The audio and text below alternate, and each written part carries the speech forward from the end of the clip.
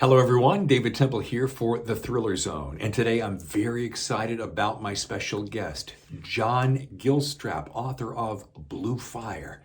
Been trying to get this guy for some time, so I'm very psyched to have him here. If you're a beginning writer, perhaps, there's some great advice inside the show. Are you a cocktail lover like me?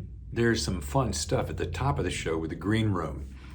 And in between, there's great storytelling, again, great advice, good insights from a guy who is probably one of the nicest, most down-to-earth cats I have ever met.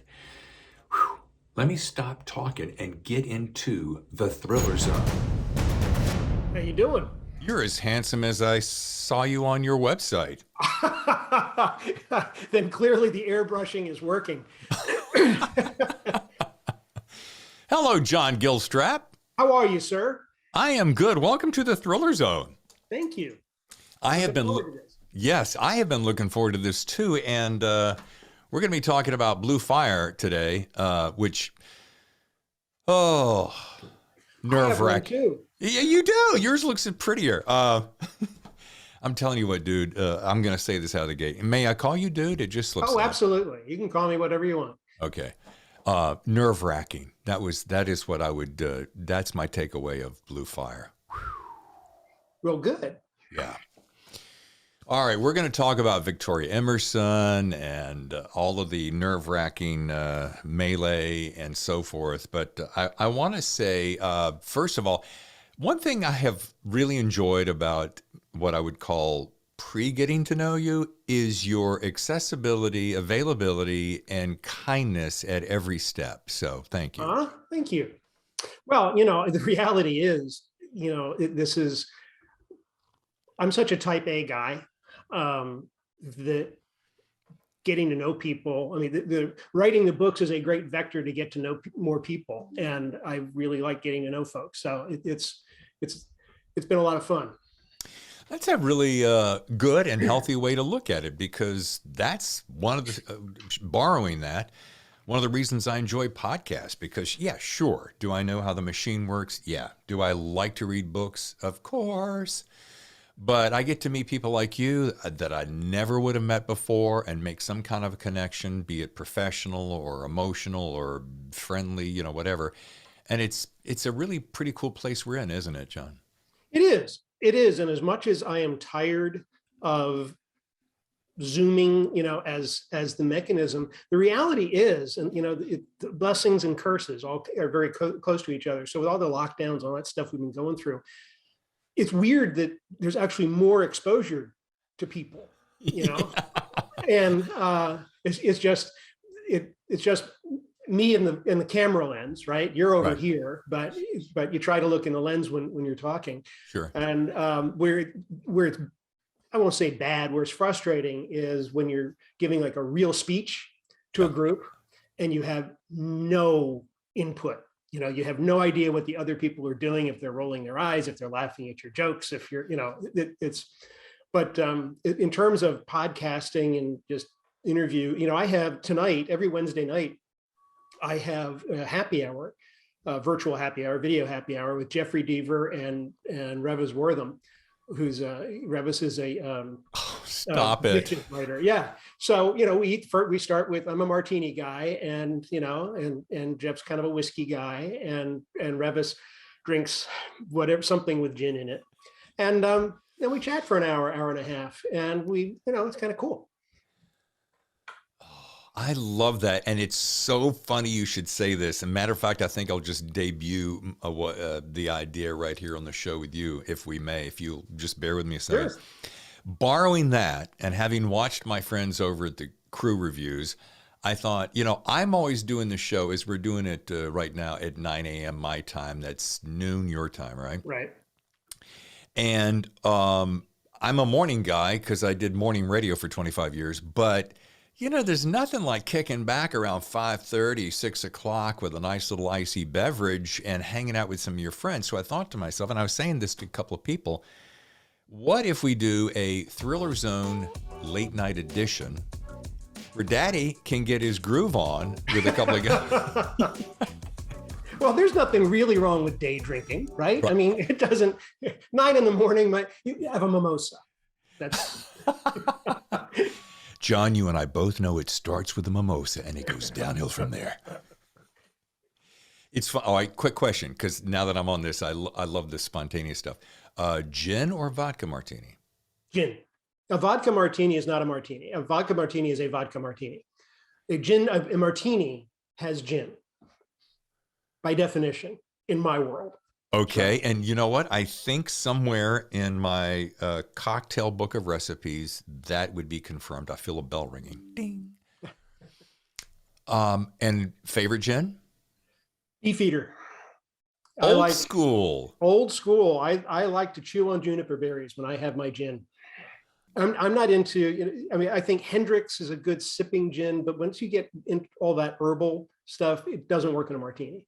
It interferes with the olives, actually. So, but Beefeater is by far my favorite. Now, let's take a second on that. It interferes with the olives. I've never thought about it that way because I'm a huge Hendrix fan, but you're right. There's a botanical in your mouth. Yeah. But Beefeater is straight ahead. It is. Beefeater is like Gilby's, and it's the rail gin in most bars. So it also happens to be the cheapest martini. Yeah. Tell me this. What are your thoughts about the old school Tanqueray? Again, it's a little on the botanical side for me. And then when you get into Tanqueray 10, I just don't like it. Okay. Well, I have a very bad memory, good memory, bad situation of Tanqueray. Speaking of early morning drinking, I had a morning show in Chicago. My producer and I would go downstairs afterwards and let's just relax a little bit after the show. We'll go back to work. And it was Tanqueray at the time. But at 10:30, 11 o'clock in the morning, you don't get much work done after that. No. And I can't, for me, it was the great Tequila Incident of 1989 that I can't get near tequila anymore. It was, and donuts were involved in it too. It was just a bad thing. Ooh. Now my wife turned me on, and we're going to get off of this in a second. My wife turned me on to mezcal tequila, which is smoked. I think it's smoked tequila. They smoke the plant. And I'm with you. I had a bad situation in '88 that I still to this day can recall. But when I tried this, and I only have one tiny little sip, it's a very interesting. It's like guys who go, I'm a single malt Scotch guy. I never drink blended. I am a Scotch guy too, and I like the chew. I like Lagavulin, the real peaty stuff. Yeah. And you just can't get that in a blend. But you're right. It depends on who's buying the drinks, right? So if somebody's buying them for you, then it really doesn't matter. Well, I'll tell you what, if we meet at Thriller Fest, if you go this year, I'll buy the first one. Okay. All right. That's a deal. Matter of fact, if it's single malt or gin martini without the word gin, we'll do that. All right. Oh, I meant to say olives, twist, or pearl onion. Actually, a pearl onion is a Gibson, and I like those as well, but I'm kind of an olive guy. Okay. Anchovy inside the olive. Last question. Pimento. Okay. All right. This cocktail portion of the show has been sponsored by Beefeater Gin. Thank you for that. That's just fun green room chit chat. And now we'll get official. All right. Okay. Back to Blue Fire. The thing that hit me out of the gate between the eyes was the premise upon which the book is built. And I don't think it's any great big secret. It is, what if a nuclear war destroys modern life as we know it? And John, my palms were sweating right out of the gate, literally only because of this. It is written so, it feels so real. It feels like I read the headlines this morning, and here is the book that is translating what has transpired. Oh, thank you. That's wonderful. Yeah, I think there's no spoiler in what the premise of the book is about. This is actually, and I hope it succeeds as a standalone for people who do not read the first book in the series, which was Crimson Phoenix. But the premise is that Victoria Emerson was the House of Representatives representative for for a district in West Virginia. And there is, or there was, and I presume there still is, an evacuation bunker for the continuation of government. And this is a place where elected officials and one member of their staff, so in the case of the House and the Senate, that's 535 plus, times two. So it's an evacuation bunker for about 1,000 people that will sustain the continuation of government for up at least 60 days or more. And the premise of the story is that Victoria she's a single mom. Her husband was killed in the sandbox, and she finds out she can't bring her boys, and so she quits. And she's something of a prepper, and she's going to roll the dice. She's not going to live while her boys get fried. So if they live together. If they fry together.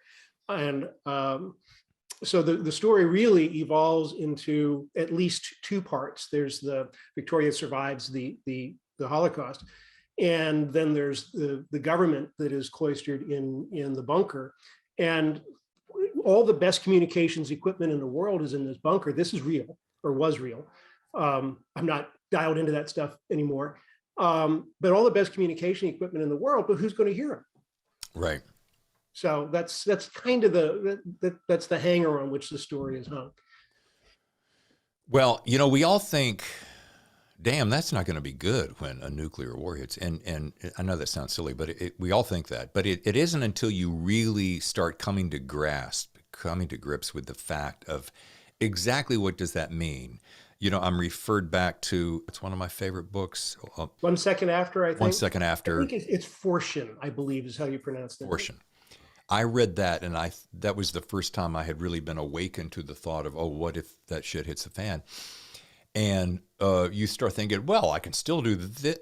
Oh, no, it takes electricity to get gasoline to pump. And then you think, well, I can do that. And all of a sudden, the trickle-down effect of the realization of what simply collapses. Everything, Everything. And without electricity, well, first of all, modern vehicles are fried because of the electromagnetic pulse, so none of that will work. And even if it would, without electricity, how do you get gas up out of the ground? How do you pump it? What happens? And we saw in the early days of the pandemic, we saw the panic over things as trivial as toilet paper and hand sanitizer, right? Well, What happens when all of a sudden diabetic medication, nobody can get it? Cancer patients no longer get their treatment. Now what happens to society, and how quickly does society devolve? And there's been a lot written about, and there are some of the research for this takes me to interesting places, and there are a lot of folks that call themselves preppers, and actually it's a disparaging remark, I think, when it comes from most people, but I don't consider it that way. These are folks who were thinking ahead about, okay, how do I take care of my family if modern conveniences go away? Hell yeah. But in the Victoria Emerson series, I wanted to take it a step further because, you can only stay in your bunker for so long. Mm-hmm. Sooner or later, you have to meet with other people. And if somebody comes up with their starving baby, you're not going to shoot them because, you got a bunker full of food, and I hope you don't, and they need some of it. So a lot of these books is all about rebuilding society. And Victoria Emerson happens to be an outsider to this little town of Ortho, West Virginia, which is totally fictional. Sure. And she becomes the leader because she is the outsider. And there are some people, I'm sure we've all run into them, that even if they're not the official leader, even if they don't have the stars on their collar, or they are in fact the ones who lead. Sure. People just naturally follow them. And Victoria is one of those. It's been a fun series to write, I'll be honest with you. Yeah. Well, it has made me rethink prepping. I recall my wife and I bought a couple of bug out bags a while back, and I thought, I'm gonna have to, let me go check on those, make sure they're still in good shape, and maybe I should start doing some more dehydrating of food for jerky. Yeah. Mm-hmm. Yeah, you can survive on very little, Sure. And then there's the whole thing of what happens when the kids grow. Right. The clothes that fit them, I mean, depending on what age they are, but if they're 12, 13 years old, the clothes they fit them now aren't going to fit in 6 months and certainly not in a year. So now what do you Right. do? Right. The question is, as is often the case, especially with this book and faces us today, what will we do when the proverbial shit hits the fan? And I'm going to save a little bit of that for later because it's going to pop up in rapid fire questions. But this Victoria Emerson, what I liked about her, first of all, she's just a strong woman who says, no, there's got, like, back to your previous point, somebody's got to lead this group. I'm going to do it. And anybody think they can do it better, step on up. And so I like that attitude. And she really does not pull any punches. She's a gal I admire. I think our readers will admire. That is, if you, I haven't not read Crimson Phoenix, by the way. So that launched her career, correct? Mm-hmm. Yes, that was the first book in the series. And this is a question I was going to ask later, but it's popping into my mind now. So I'm assuming it's pretty there. I'm not going to say it's a cliffhanger, but this story certainly goes, come on, let's tell me more. I'm assuming, how far are you into that right now? Well, the third book is going to be called White Smoke, and I believe I'm 2,600 words into it. So out of 100,000. So I got a ways to go. I deliver it in June, and it comes out next February. Okay, so 2,600. You're going to 100 in June. Yes. That you gotta hustle. Yeah. What are you, my editor? My wife? Come on. I can do it. Really, I can. Yeah. And why so few words, John? There, how about that? So we had it's been an interesting few weeks here, not to get into the personal stuff. We got really, really slammed by COVID in my family and all the vaccines, all that kind of stuff. And we still got hit real hard. So I lost I lost December and we did it in order. I started it, then my wife got it, and then my son got it. So, you do the whole thing. But, it's my writing process. I hate that word. I mean, it's so pretentious. But I'm a panic writer. If I had a year and a half to write this thing, I would still take the last 2 months and 3 months to run it out. So it's just my nature. I like that. So we have pantser. Oh yeah. Plotter, and we have panicker. Panicker. Yes. All right. Oh shit! I got to finish this book. People are actually waiting for it. You know what though? I actually really like and embrace that because there is something about, now it's going to sound a little bit unprofessional out of this side of my mouth, but very purposeful out of this side of the mouth. But there's something I really like about pressure.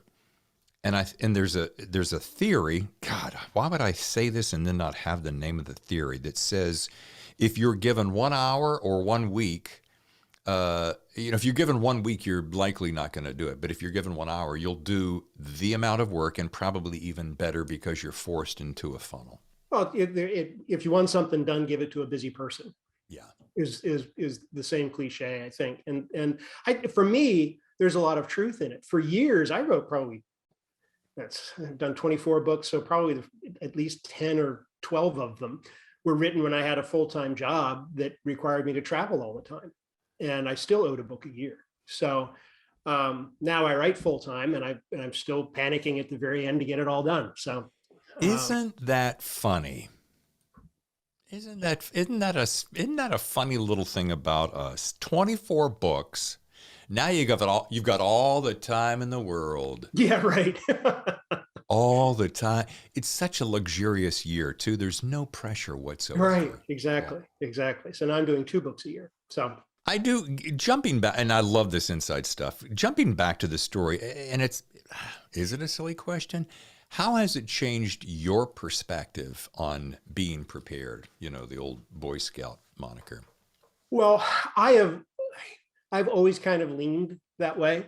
I was a firefighter and EMT for 15 years back in the day, and you see a lot of stuff, and you realize that things can change on a dime. We are actually in the process of building a house. It'll be ready next month, actually. out in the boonies, not because of the book per se, but to have my space. I'm in a, right now as I speak, I'm in a suburb of Washington, D.C. Okay.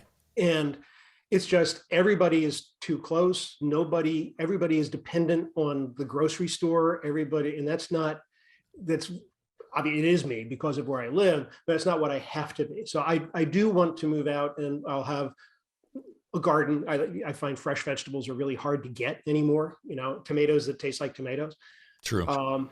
So I don't know if writing the book changed me, but I know my real life thoughts certainly influence the going about the, how the book works.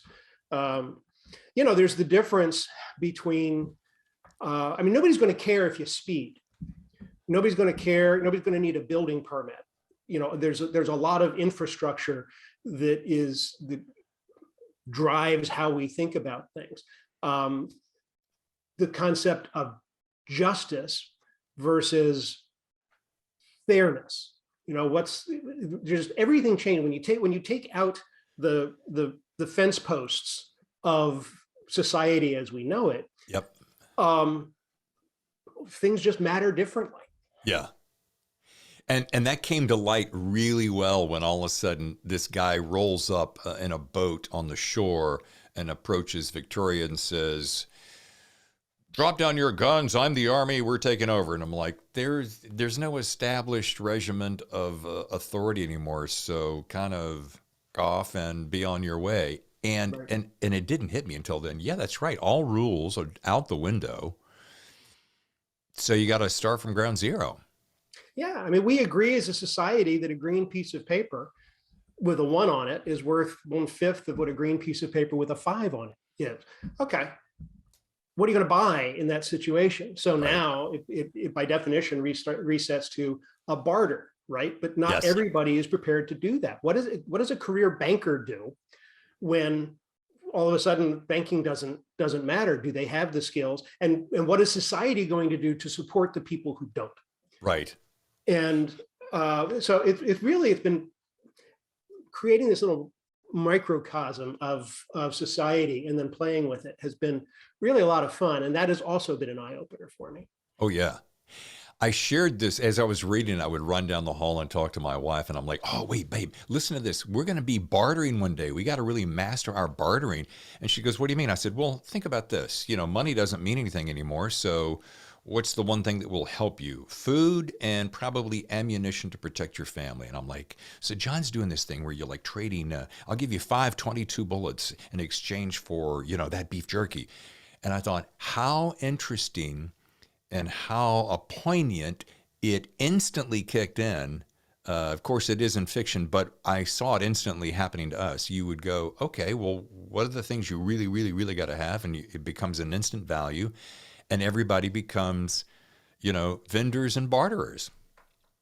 Yeah, and if you decide after you buy your jerky for 5 bullets, Right. you then make it, do a little chopped episode for yourself, right? You turn the beef jerky and combine it with the eggs that you bought from somebody else, and then you bake a thing, and then you Right. sell the thing to somebody else who then gives you more. I mean, that's kind of how the whole capitalist system works ultimately. I was going to say. But you just have to reset your mind of what's important. It ain't going to be the paper dollar. No, I love it because that's one of the things that Victoria said out of the gate was, "Welcome to capitalism, guys, at its finest." I know, we're of course talking about Blue Fire and the Victoria Emerson thriller series, but I want to step back because I apologize, I'm a little bit embarrassed to admit this, but I was not aware of your Jonathan Graves series. Okay, I'm done. Yeah. When I went back and I saw that you've written one of those bad boys every year since 2009, I went, okay, yeah. If you don't understand the definition of chops, there's one of them. That's no easy feat. Can we talk about Jonathan Graves for a second? Absolutely.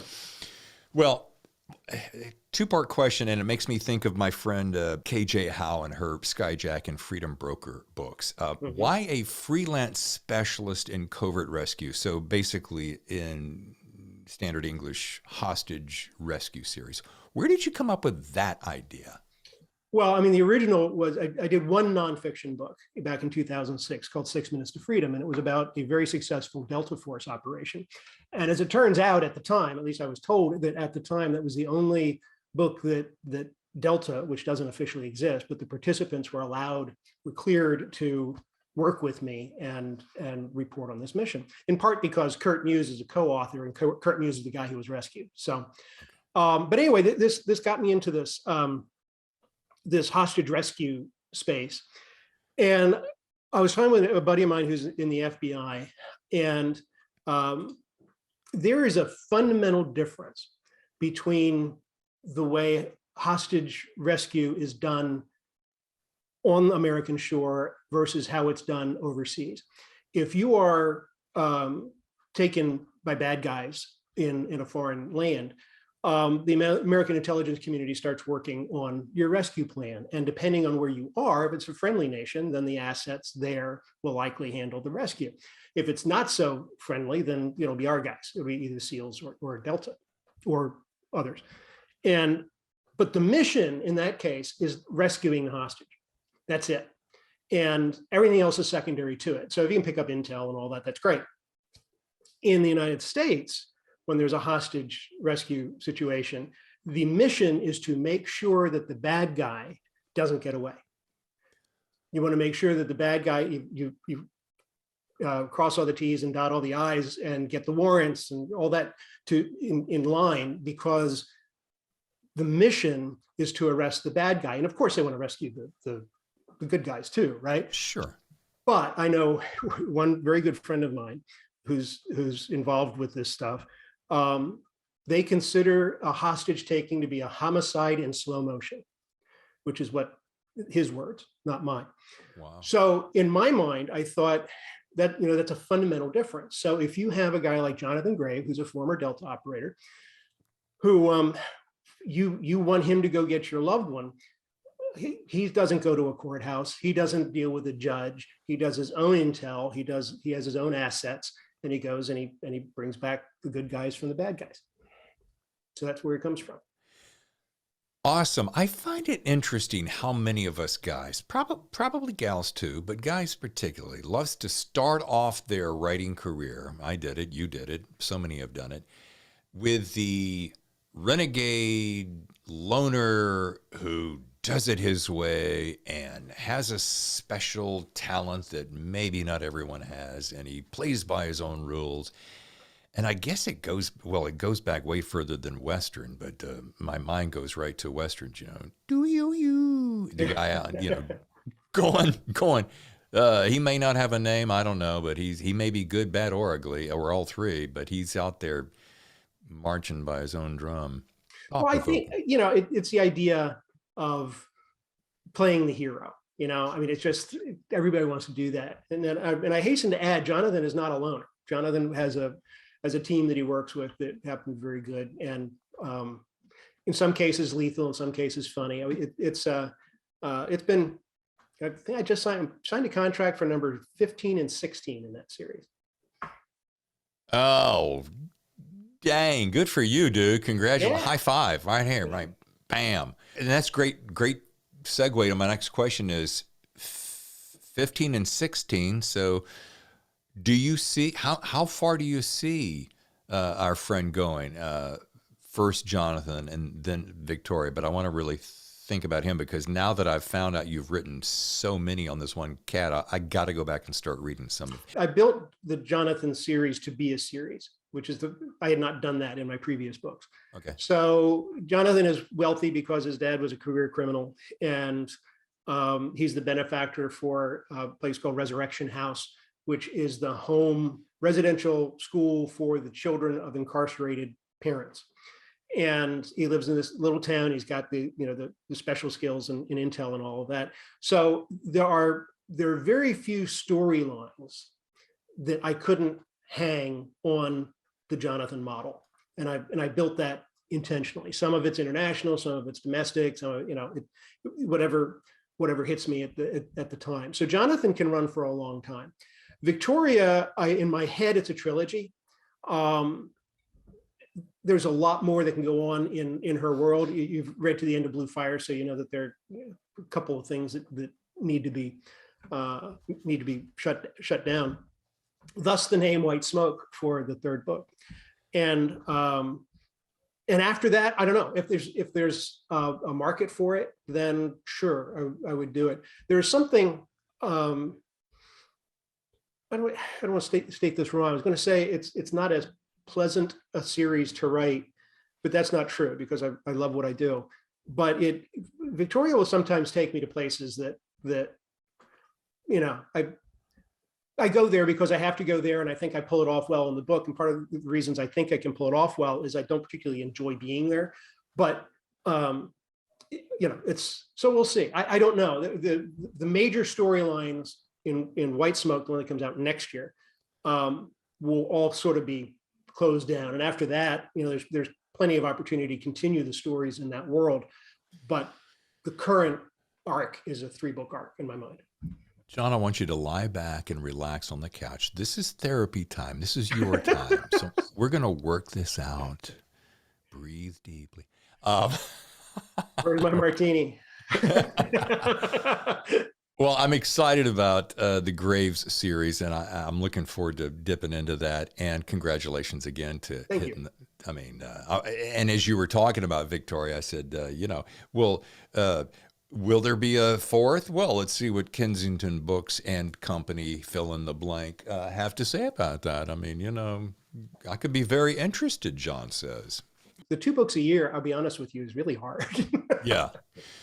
Well, and can we break that down a little bit, because we have so many readers or listeners, watchers that are, not everybody's up in that echelon where you are. Some of us are self-published cats. And can we dissect that for a second? Because 2 books a year at 100,000, your goal is 100,000, right, John? Right. So doing a couple of 100,000 word books, especially in 2 different universes, when you consider your research, well, your idea, you're meditating, which, let's not shortchange the time it takes to just really marinate. I'm a big fan of taking the time to let that soup and barbecue ribs marinate before you eat it. Mm-hmm. So you got that, then you got the writing, then you got the drafting, then you got the writing, then you got the rewriting, then you may or may not have another rewrite, then you got the editor, and then those notes, and you got to hit a date somewhere for the release. So, I mean, can you work out a little bit of your process? I'd be really sure. I mean, eat an elephant a bite at a time, right? So yeah. I try not to think about the magnitude of what lies ahead. I get myself into a headspace of writing the scene that I'm in. And while I'm not an outliner, I know what the end of the book is going to be before I start. So I know where I'm writing to. And then it's a matter of getting into the scenes and playing with your imaginary friends. When you get in the zone, you're a writer. So, when you're in the zone, it's just there. The reality of the typewriter and the computer is far less real than the imagined reality of what it is you're doing. It's called psychosis if you don't get paid for it, So, and as far as the mechanical process, I either do 1 draft or I do 30. It depends. I start every writing session, I start by rewriting what I wrote yesterday. So by the time I actually get to the last chapter, it's pretty much polished. Yeah. So when I click send, and it's pretty clean. Yeah. For give me a second. I know this one. Lethal Game is the next Jonathan Grave book. And I did one of these mad minute. I think I wrote 40,000 words in 20 days. And it is a lot of typos. But in terms of the prose itself and presentation of action and crispness of dialogue and all of that, it is some of the cleanest stuff I've ever written. And I don't know why. Can I interrupt you a second? I want to go back because I was jotting a note. I'm sorry. I was trying to pay attention. I was jotting down a name, Lethal Game. How many words and how fast? 40,000 words in about 20 days. Okay. Wow. Okay. Yeah. Okay. So, but by then, it really is, it's about narrating the scenes. It's all Sure. there in my head. Sure. The hardest part for me is the beginning of a book where I'm trying to figure out, well, what needs to go where. You're putting the jigsaw puzzle together. No, that scene has to move from here to back there because it needs to set up a thing. And Yeah. all those mechanics, the choreography, Yeah. is what takes time in the beginning. And then at the end, it's just a matter of, how long can you sit in the seat? Yeah. My focal length will be like this far by the time I'm done. I can't see anything out there because I've just been staring into a light bulb all day. Right. I'm with you. I'm a big fan of, I write, and when I'm done, I walk away and come back the next day and I rewrite and or polish what I did yesterday. And I feel good about that moving forward. A lot of people there are certain mindsets that'll tell you, that's not a good idea because you're constantly tweaking. So what happens when you get 12, 22, 39 chapters in and something changes or you've come up with a new idea? Do you have to go back? But I'm kind of with you. I'm like, it just feels right that way because I always feel purposeful and finished each day that I go forward. And I feel really good about that. I don't have that looming thing over my head of, I've got to go back and like completely rework all of this. Too daunting. Well, there's two ways that I approach that. If it is a change that has to be made, if I get to chapter 20 and I realize I got to change something in chapter 14 to make chapter 20 work, I will go back and fix it then. I hate building an unstable foundation. Yeah. So, it's former engineer. So if I will go back and make the earlier parts better. The other approach depends on where I am relative to the deadline. If I think I've written myself into a corner, especially in the Grave series, okay, you're a big hero, fight your way out of it, figure out a way, make the characters fix it so that I don't have to go back and rewrite it with time I don't have. And oddly enough, I think, there's a subconscious element to all of this. It's there. You just have to find it. And for me, those are the high 5 days. You go, wow, that actually worked. Yeah. Folks, we're going to take a short break, but when we come back, John's got a story that's going to have you right on the edge of your seat. It's something I read about, and something tells me with his telling it, it's going to be way better. It's good. Stay with us right here on the Thriller Zone.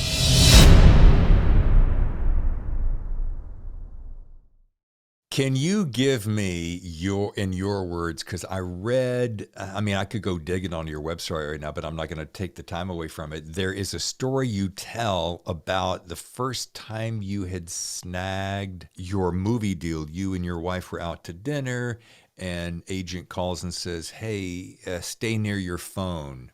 We got a deal brewing. Can you tell me? My palms were sweating. I love that story. It transpired over, I'm East Coast and, Okay. and the agents are all on the West Coast, except my literary agent who called me from New York. And it was a Friday night or Friday afternoon. And I had just sold the publishing rights to Nathan's Run for an obscene amount of money 2 days before. That was my first book. And so she called and she said, when I answered the phone at work, how's it feel to be the most talked about author in New York? Which is, it feels really good. It doesn't last long, but it feels really good. Yeah. And so we chatted a bit, and there were a lot of foreign sales that were happening. And she said, so what are your plans for tonight? And I said, well, it's Friday night. It's pizza and movie night. And she said, funny, you should mention movies. We got 7 studios bidding on the movie rights. We think it'll close tonight. Can you stay by your phone? Well, no, I'm sorry, pizza and movie night. Absolutely not. Of course I can stay by my phone. So I go home and I don't know, 7 o'clock, which would be 4 o'clock all time. I answered the phone and there's this guy who says, hi, I'm Matthew Snyder. I'm your film agent. And I said, oh, okay. How did I get you? And then it's through the literary agent. So it ultimately ended up about 10 o'clock our time. It was Disney, Fox, and Warner Brothers were in the final bidding war. And so Matt called and he said, Disney has an offer for stupid money. Right. And I said, okay. And he said, it's only good for 10 minutes. I said, okay. Did we say yes? He said, no, because I haven't heard back from Warner Brothers yet.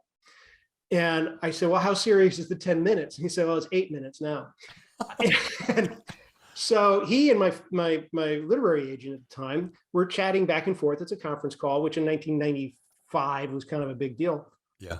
And every minute on the minute, Disney would take Matt away, so tell your client there's exactly 4 minutes left in this deal, and 3 minutes. And I finally, and they're just chatting. I said, guys, stop, take it. I can't, Yeah. This is not, I like poker, but not at these stakes. Yeah. And then Matthew says, wait, I got Warner's on the line.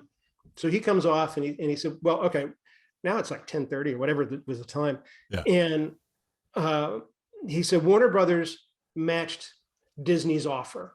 So I know it's late over there. I'd like to just bounce them off each other and take the highest one, if that's okay with you. Yeah. So why the hell wouldn't it be okay with me? And he said, I thought perhaps you have preference for producers. The hell's a producer? Why would I? No, yeah, take the biggest number. So that was the first movie deal. Oh, by the way, the movie was never made. It got caught in turnaround, right? It did. Yeah.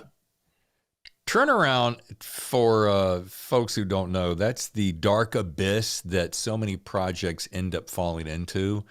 That turnaround means basically it's put on the shelf until somebody attaches, or someone has attached and they're unattaching, or they have a reattachment, and or problems with the star, or the script doesn't work. Well, and in this case, what happened, they ended up, they paid me a good chunk, and then they hired a screenwriter, and they didn't like the first screenplay, so they hired another screenwriter, and I think he made it worse than the first one, which was awful. And by the time, and all of that gets stacked onto what it would cost somebody else if they wanted to make the movie of Nathan's Run. Sure, we'd love to give it to you, but it's like $2 million before you can even start casting. Right. So it's Hollywood. Yeah. But let me interrupt. Didn't you take a stab at I writing? did. Yeah. I did. The first screenplay was so awful. And Matthew called and said that, got bad news, it's going to turn around, which is a term I had never heard. And I said, well, they don't like the script because the script is awful. And I said, I could write a better script, and I've never seen a script. And he said, can you do it by next Wednesday? And my theory in life is, if you're going to be a dog, be a big dog. And I said, absolutely. And I hung up and I said, oh shit, I don't know what a screenplay looks like. So I went and I bought William Goldman's Adventures in the Screen Trade, which has the whole script of Butch Cassidy and the Sundance Kid in the back, which is an old school script. But I got the format, and I understood there's a narrative storytelling in script writing that is not that different than the narrative storytelling. It's shorter, it's more abrupt, but it's kind of in the same theme. So I did. I wrote the screenplay and got it out of turnaround for a very short period of time, and then now it is where it is. And I got a writing sample. So the good news is you got a shit ton of money. You got a great experience. You got a chance to learn and deliver a screenplay, which is a whole nother tool in your toolbox. And there is the outside chance that Hollywood may, one day, when a new producer comes along and has gotten bored with every other thing that's gotten rehashed after it was rehashed, and they find a shiny new toy and they polish it and go, let's make this one go. And P.S., you'll get paid again. Yeah. Oh yeah. The back end money still hasn't been paid. So, and this was back in the 90s when, that stuff was going for megabucks. So. Okay, I'm going to say it right now. I wish I were you. Okay, there, I said it. Dude, you're living the dream. So, but you got the hair. But you gotta fuss with it all the time. Yeah, well, there's that. Great problem to have, right? So, John, as I was stalking you on social media, and I say that term loosely, I see that you're a super inquisitive guy. I mean, like, it's clear that if you're not afraid to research, and if you want to know about a gun, you go research the gun. You want to know how that gun shoots, you go shoot the gun. I saw a lot of gun shooting. You want to know about historical locations, you travel to them. Has that always been kind of your method? And I get a sense that you really embrace that. Well, I think I research what really interests me, and all the things that you mentioned are on that list. And historical places, I don't write about places per se. I write about the feel of a place. Right. And to me, that's much more important. My wife and I used to travel every year. September 15th is the historical deadline for the Jonathan Grave books, and our wedding anniversary is September 29th. So we would use the drop dead date for the manuscript as a time to go travel overseas. And we would travel, we'd spend 2 weeks in Paris, spent 2 weeks in Lisbon, and we want to rent an apartment and just kind of feel the neighborhood. And we're not that big on museums and such, but to the degree that you can become part of a community in a couple of weeks, right? I enjoy that, and I enjoy the feel of it. Every year, I should be there now, actually, there's a thing called the SHOT Show, which is for weapon systems, what the Detroit Auto Show is for cars. It's in Vegas, and just because of stuff, I'm not able to be there, but sure. But they have, you can go shoot anything you want. I've shot grenade launchers, I've shot crossbows, I've done, and I'm kind of a gun guy anyway. I've always enjoyed that. So yeah, I mean, the research doesn't feel like research. Real research feels like playing, and then it happens to serve the books. In Blue Fire, the annex, the Hilltop Resort, is actually based on a real place at the Greenbrier in White Sulphur Springs, West Virginia, which was the government relocation center back before the Washington Post revealed the secret. So I've been down there and I've toured it, and I've seen, once you get an image in your head, I don't want to create it as a photograph in words, but I get a feel for it. And once I have a feel for it, then I can bring it to life. My dad got to go there for a conference once. So when I read that in the book, I instantly ran back to that in my mind and thought he loved it. It was such a great experience. And your story revealed something I didn't know about, which was the hidden spot. But yeah, if that becomes public, it kind of shoots the purpose of that, doesn't it? Yeah. Of course, it was also a bit at a time. It was Eisenhower administration started it, and the nukes were going to be delivered by bomber, and they took a while. Now their flight times are 8 minutes or less from submarines off the coast. So yeah. That's mind-boggling. One other thing before we kind of begin to wrap things up, I was visiting your YouTube channel, and man, folks, in case you want to know, this is a terrific resource for up-and-coming writers. I mean, I found myself traveling down the proverbial rabbit hole because, your videos are engaged. It's just you sitting there at your desk, but you're teaching us stuff, or you're on location having spoken. But I'm like, I found myself going, oh, I'm getting a kind of a free lesson from a guy who really knows what he's talking about. I mean, tell us about your passion to pass along that vast knowledge and experience. Well, writing is a lonely endeavor, and there is a lot of shitty advice that's out there that's delivered by people who have listened to people who gave them the shitty advice. And I don't know if, my way is my way. I've never taken a writing class. I'm completely self-taught through all of this, which is, I think, the best way and maybe the hardest way to go about it. So I wanted to present the reality of the business, as well as some issues of creativity, but it's really more on the business side of things, from somebody who has been there for 25 years. And what I present, whether it's, how is a movie deal structured, how do authors get paid. I've interviewed my editor and my agent for one of them about industry stuff. So what I present is 100% accurate as it happened to me. Whether it's somebody else's experience or not, I don't know. But I think that sharing is important. People shouldn't feel all alone. I also think that not everybody, I could hit golf balls 8 hours a day, all day for 20 years, and I would never be a professional golfer. I just don't have it. Right. I don't. And I think there are 1,000 different reasons for people to write. But I also think people are curious about a pretty cool industry, and try to give them the inside scoop. I haven't done one in far too long, actually, but they're fun.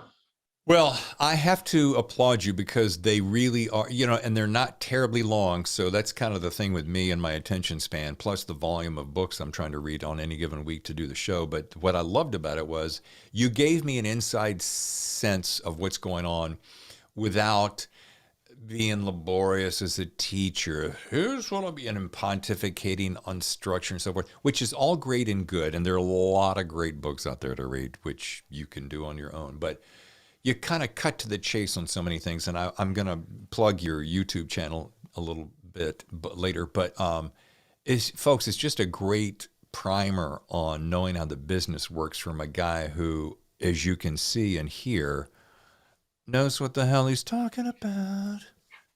I try. Yeah, well, nicely done. I do want to say, before we get to rapid fire questions, what do you think, if you could boil it down, John, and we've gotten to know each other well enough that I know you can shoot it straight to me in a very concise form that our listeners can really appreciate.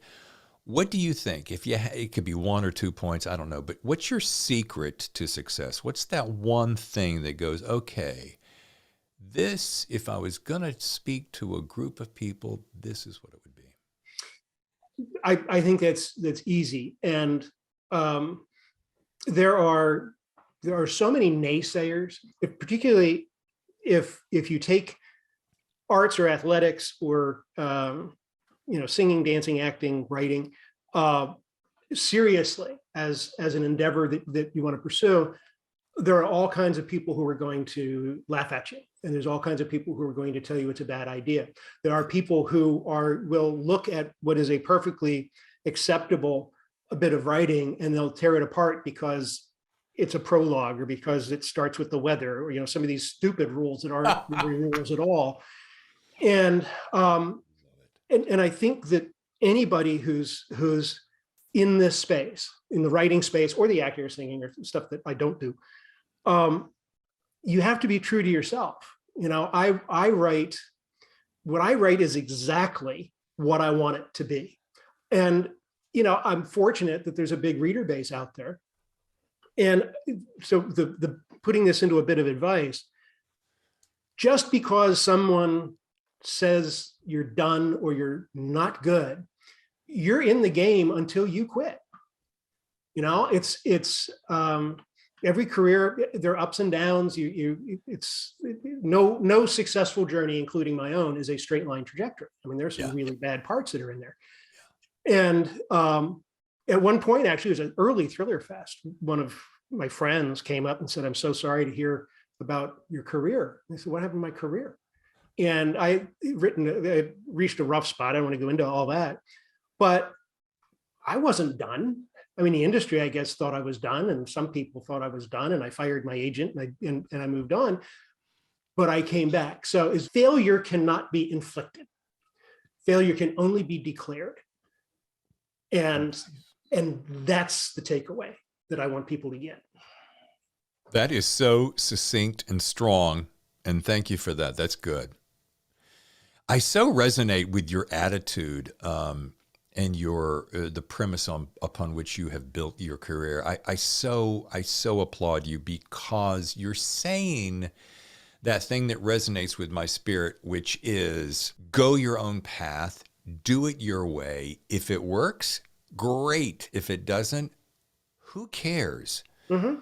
Twist it until it does work, or until you decide that isn't what you want to do anymore. That's kind of the way I look at it.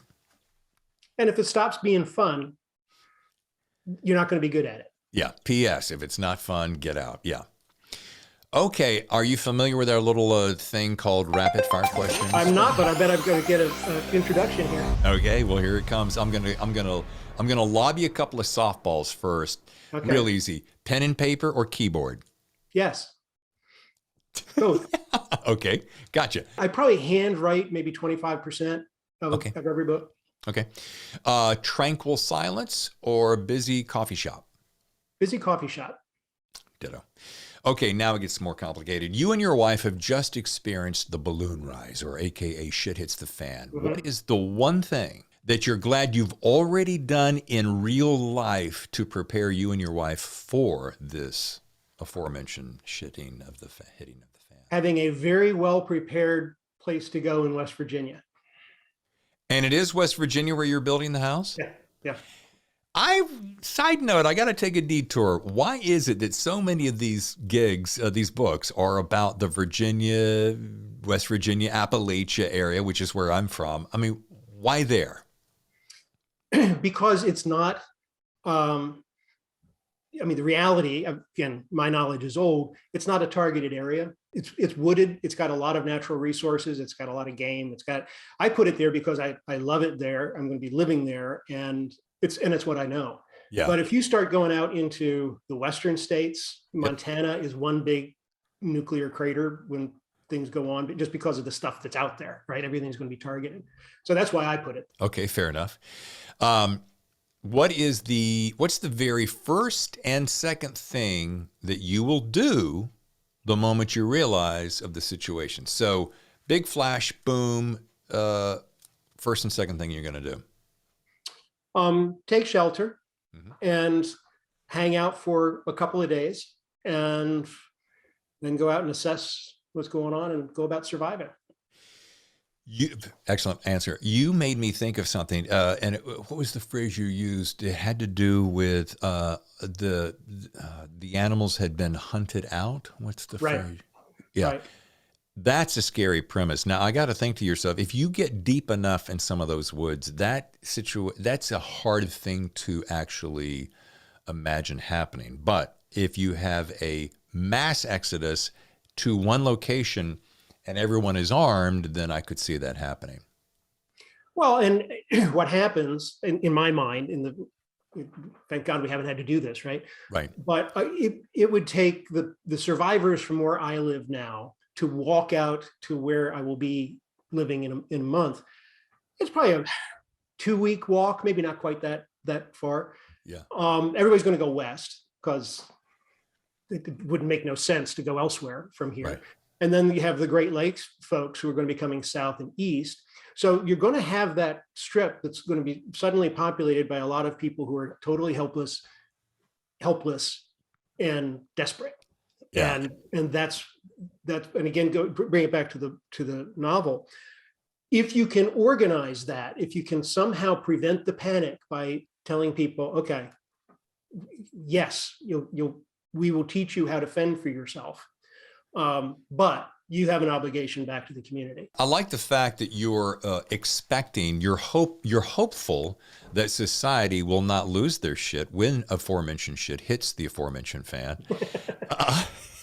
You made me think of something. It was 1994, the Northridge earthquake hit Los Angeles. I am less than 2 miles from the epicenter, so my building experienced the shit hitting the fan.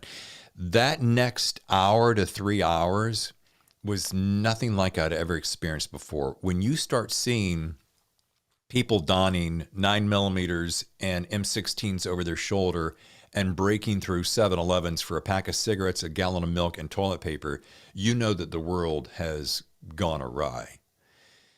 And while I was reading this book, I was revisiting that thought.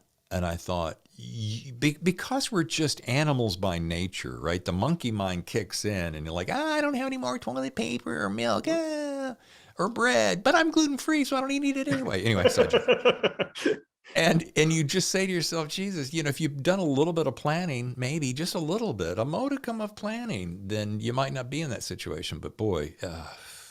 I always know where exits are. Yeah. I am never in a place where I don't know where exits are. And I will sometimes plot out the most obvious exit is not the one I would use in most cases, unless it's right next to me.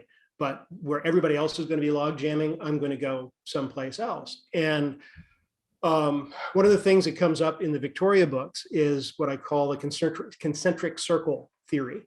And that is true of my life. There's my family, there's my wife and my son and I. He's 35 years old, and yes, we do have a rallying spot where if the shit hits the fan, that we will go. Yeah. And everything else, the center of the circle is what you would kill to protect and you would die to protect. That's it. It's a very small circle. Yeah. And then as it grows, it's you get close friends and family and neighbors, but as soon as an inner circle is threatened, none of them matter. I mean, that's kind of the survival mindset, I think. Yeah. And that doesn't mean you go blasting people away, but no. I think being prepared is all about being prepared. When panicked people are feral, they just are. You see it, you hear it all the time. Lifeguards tell stories of people they're rescuing trying to drown them, push them underwater and that sort of thing. Panic is a bad thing. And the solution to panic is to be prepared and to have a plan, and knowing that the plan by definition is flawed. Yeah, man, we could call on our good friend Jack Carr about now, because he's if he's not a full-on prepper, he certainly has done enough homework. Okay, one more question, then we're done. All right, well, it's been fun. Yeah, still remaining in the mindset of the scenario of Blue Fire and Company. Because it's so visceral, you and your wife luckily have canned and smoked and dried plenty of food, right? And you have two guests. It's bizarre. Two guests are coming over for dinner for a beautiful spread that not many people are left around, by the way. And since you get to invite two dream guests, P.S. they can be alive or dead, who would they be and why? And let's take out the emergency of it. I just set all that up because we've been talking about this topic all day. But you can make it more pleasant by going, yeah, we're going to move into our brand new home in West Virginia, and Honey Bun and I get to invite a couple of friends over. Okay, I dare you to call my wife Honey Bun just once. I want to see it. I want to be there. But I just want to, yeah. Okay. So who would I invite? But this isn't to help me survive. This is who would I want to sit down and... I was mixing metaphors, if you will. Okay. Let's take it out and just say, hey, you moved into your brand new house and you get to invite two people to join you for dinner, and it's a fabulous dinner, and they can be alive or in the past. And Thomas Jefferson and Benjamin Franklin. And why? I think that would be a fascinating, because they started it all. Yeah. It was their dream that established what we have in America now. Plus, Franklin's he's a drinker. So, we could stay up into the wee hours with him and his gout. Oh, my goodness. We have some cocktails in our future, Mr. Gilstrap. I'll tell you that. If you want to learn more about John Gilstrap, grab a pen and paper, because this is going to be really tough. Go to johngilstrap.com. YouTube is author John Gilstrap. Facebook is John Gilstrap author, and Twitter is John. Through all that well, did I? It's okay. We all do that, because as we're trying to dial up our significant monikers, we go, "Oh, is it author or author at the end or writer or?" And then John Gilstrap 201 is Twitter. What's 201? I don't know. Somehow I lost my Twitter handle. It used to be at John Gilstrap. And so I had to rebuild, and I tried real John Gilstrap. There's too many letters. Okay, yeah. Fine. 201. Well, and I'll be honest with you, of all the social media that's out there, I slam Facebook pretty hard. I don't get Twitter. I can't, it's just too fast, too much stuff flying by. I can't keep up. I'm glad you said that, because I noticed you only had 108 followers or something, but I go on, this cat, it has a way bigger audience than that. I know that. Well, I had 26,000 until I lost the Twitter handle. Wow. Yeah, the thing about Twitter is it's really kind of more news and current events, I suppose. I think I've become guilty of what so many writers have become guilty of, and I'm making a confession here, Father, forgive me for it, is that we use it for a lot of promotion. I'm going to pimp my show, The Thriller Zone. I'm going to pimp John Gilstrap coming up on the show. And is that such a bad thing, though?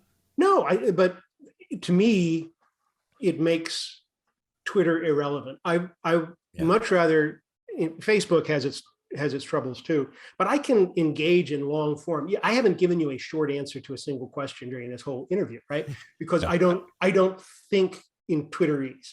I think in long form. I'm a novelist. Yeah. That's a really good point. And the only reason I think I excel is because I force myself. I dabbled in screenplays for a while before I started writing novels. So the good news is I was able to consolidate a story into 120 pages versus 500. The bad news is if you do that too much too soon, you start to write in screenplay ease. But here's the real point, is that if you do want to get out a message quickly and you've got a certain amount of followers, I think that's healthy. But here's my biggest point, and I think this is probably somewhere in your psychology that you would agree with, because we seem to hit it off on so many cylinders, is that I am finding myself now more and more wanting to really, I'm so, jealous of time. Maybe it's because I'm closer to the end than the beginning, but I want to spend that time writing. If I'm not spending it with my wife or my friends or family, I really want to be being, committed to that writing. And, if I can sit there in social media until my head falls off, but does that make sense? Well, yeah. It does. And I think that more and more these days, phraseology, particularly on Twitter, how you say everything seems to get examined so closely. And I don't have time to roll my eyes at stuff. Life's too short. And so I don't do as much social media as I should either, but it is what it is. Yeah. And the best way to sell books is to write more books. Wait a minute. Soundbite. Attention, please. Attention on L7. We have a soundbite. Yeah, that is the best. And by the way, our success comes from people discovering our art form that we are enjoying creating. And, what's the old saying in Hollywood? I know you've heard this. So what else you got? John Gilstrap, thank you so much for the gift of your time. Oh, it's been my pleasure. It's been a lot of fun. This has been, I feel like, I don't say this to everybody, I feel like we're pals and we've known each other forever. It's crazy. Do you get that sense? It's the gin we didn't have. It's the gin we didn't have. Yeah, I just, first of all, you're really good at what you do. And I do a lot of this stuff, and there are interviewers who have their list of questions, and I could say, and then when I witnessed the Kennedy assassination, such and such happened, but they would be on to the next question, not to the follow-up of stuff. So it's so much more fun when it's a conversation. Yeah. The only thing I'm disappointed is that we couldn't sit down at the same table with drink in hand and have this like right next to each other, because that's... Well, there's a long time ahead. Yeah, that day's coming, right? Please say yes. Yeah. Oh, yeah, I hope so. John, thank you again. We'll be talking again down the road. Oh, and by the way, when you're on Twitter today, make sure you promote this show. Okay. I'll do it on Facebook. Okay, that's great. John Gilstrap, thank you so much. Have a great rest of the week. You too. Take care. It's been a lot of fun. Oh, man, how much fun was John Gilstrap? I haven't laughed that hard in I don't know how long. All right, let's jump ahead to next week, where we invite J.D. Barker to the show. J.D. Barker has written with a guy, you may have heard of him, James Patterson. Yeah, together they wrote The Noise. And that is next Thursday, the 27th of January, where J.D. Barker and I will sit down on the Thriller Zone and talk about, writing, thrillers, and such. Join us then. I'm David Temple. I'll see you next time on the Thriller Zone.